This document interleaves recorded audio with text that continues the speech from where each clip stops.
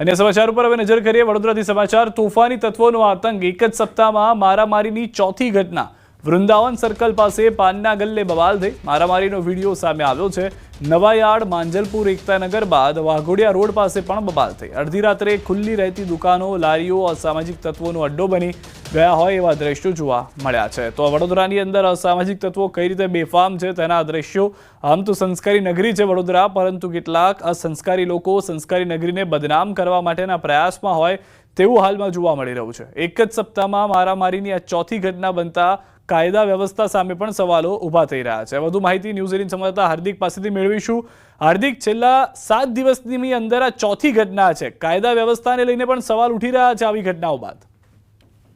બિલકુલ સિદ્ધાર્થ તમે પોતે પણ જાણો છો કે વડોદરા શહેરમાં જે ગુનેગારો બેફામ બન્યા છે તેમની સામે શહેર પોલીસ લાચાર હોય તેમ લાગી રહ્યું છે કારણ કે આપણે છેલ્લા ઘણા દિવસથી સમાચારો દર્શાવી રહ્યા છે નવાયાર્ડ વિસ્તાર હોય માંજલપુર હોય એકતાનગર હોય કે પછી વાઘોડિયા રોડ હોય અસામાજિક તત્વો બેફામ બન્યા છે જાણે પોલીસનો કોઈ પણ જાતનો ડર ના હોય તેવા પ્રકારનું વર્તન જે છે તે કરી રહ્યા છે હવે ગઈકાલે જે વૃંદાવન 4 રસ્તા પાસે સર્કલ પાસે જે ઘટના બની તેની પાછળનું મૂળ કારણ એ છે કે વડોદરા શહેરમાં પોલીસની હપ્તાખોરીની જે નીતિ છે એના કારણે મોડી રાત સુધી લારી ગલ્લા જે છે દુકાનો છે તે ખુલ્લી રહે છે અને આ પ્રકારની જે સ્થળો હોય છે તે અસામાજિક તત્વોનો અડ્ડો બની ગયા છે જેના કારણે જે આ તત્વો છે તેઓ બેફામ બનતા હોય છે અને આ દ્રશ્યો તમે જોઈ રહ્યા છો કે જાહેરમાં મારામારી થઈ રહી છે ત્યાં બાળકો હાજર છે મહિલાઓ હાજર છે અને જાણે પોલીસનો કોઈ જાતનો ડર ના હોય તેમ બે જૂથ છે તે સામસામે આવી જાય છે અને એકબીજા સાથે છૂટા હાથની મારામારી કરે છે એટલે મેં કીધું પ્રમાણે કે આ પ્રકારના તત્વો બેફામ બન્યા છે એની પાછળનું મૂળ કારણ એ છે કે પોલીસની હપ્તાખોરીની જે નીતિ છે એના કારણે આ દુકાનો જે છે લારી ગલ્લા છે તે મોડી રાત સુધી ખુલ્લા રહે છે અને અસામાજિક તત્વોને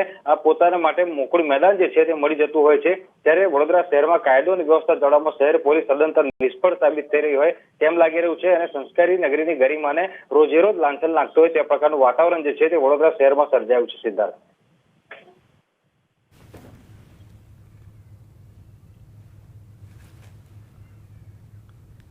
આભાર હાર્દિક સમગ્ર માહિતી બદલ તો હાલમાં જે રીતના દ્રશ્યો આપ જોઈ રહ્યા છો મારામારીની ઘટનાઓ જે છે તે જોવા મળી રહી છે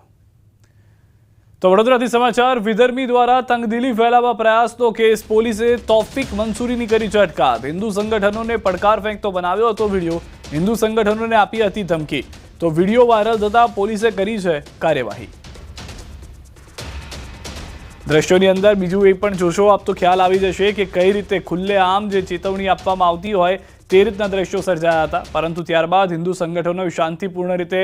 આ પ્રક્રિયા જે હતી તેને હાથ ધરી હતી તેઓ સીધા જ પોલીસ સ્ટેશન ગયા હતા ફરિયાદ કરવામાં આવી હતી અને પોલીસે ફરિયાદના આધારે હાલમાં આ અસામાજિક તત્વ કે જે લુખ્ખાગીરી કરતો હતો તેની અટકાયત કરી લીધી છે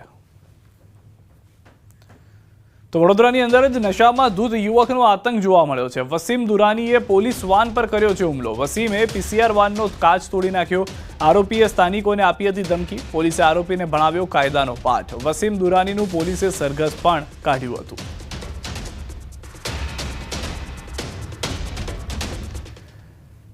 તો ખેડાથી સમાચાર ગોઠાજ ગામે જૂથ અથડામણ થઈ સામાજિક પ્રસંગ બાબતે સામસામે પથ્થરમારો થયો 50થી વધુના ટોળાએ એકબીજા પર કર્યો હુમલો જૂથ અથડામણની ઘટના કેમેરામાં કેદ થઈ ઘટનામાં 8થી વધુ લોકો ઇજાગ્રસ્ત થયા છે પોલીસે બંને પક્ષો સામે ગુનો નોંધી લીધો છે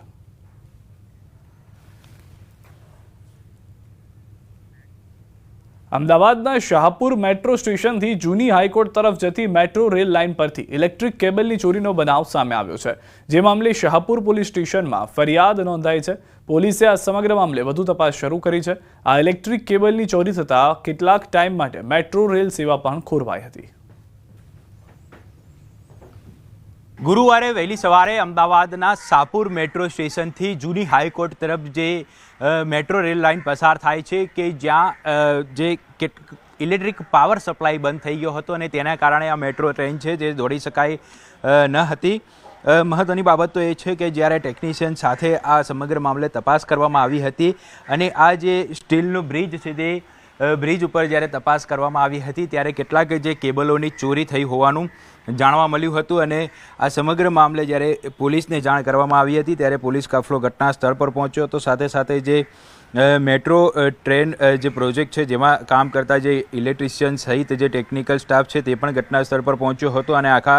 સમગ્ર મામલે જ્યારે તપાસ કરવામાં આવી હતી ત્યારે જે શાહપુર મેટ્રો સ્ટેશનથી જૂની હાઈકોર્ટ સ્ટેશન તરફ જતો જે રેલવે પાટા લાઇન છે કે જ્યાં કેટલાક ઇલેક્ટ્રિક કેબલ જે કોપર કેબલ છે તેની ચોરી થઈ હોવાનું જાણવા મળ્યું હતું. આ જે બ્રેકેટમાંથી લગભગ રૂપિયા 9 લાખની કિંમતના ગણી શકાય તેટલા આ કેબલ છે તે ચોરી થયા હતા. 500 મીટર જેટલા ઇલેક્ટ્રિક કેબલની ચોરી થઈ હોવાનું જાણવા મળ્યું હતું. અને આ સમગ્ર ઘટનાની જાણ જ્યારે પોલીસને કરવામાં આવી હતી ત્યારે શાહપુર પોલીસ છે તાત્કાલિક ઘટના સ્થળ પર પહોંચી હતી અને આ જે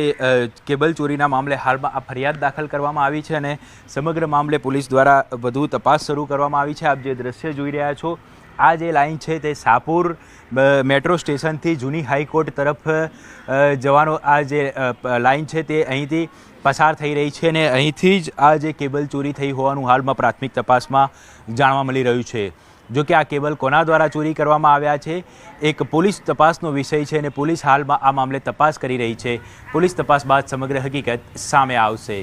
કેમેરામેન પંકજ મકવાણા સાથે ઋત્વિજ સોની, ન્યૂઝ 18 ગુજરાતી, અમદાવાદ. વડોદરામાં પાલિકા તંત્રની ઘોર બેદરકારી જોવા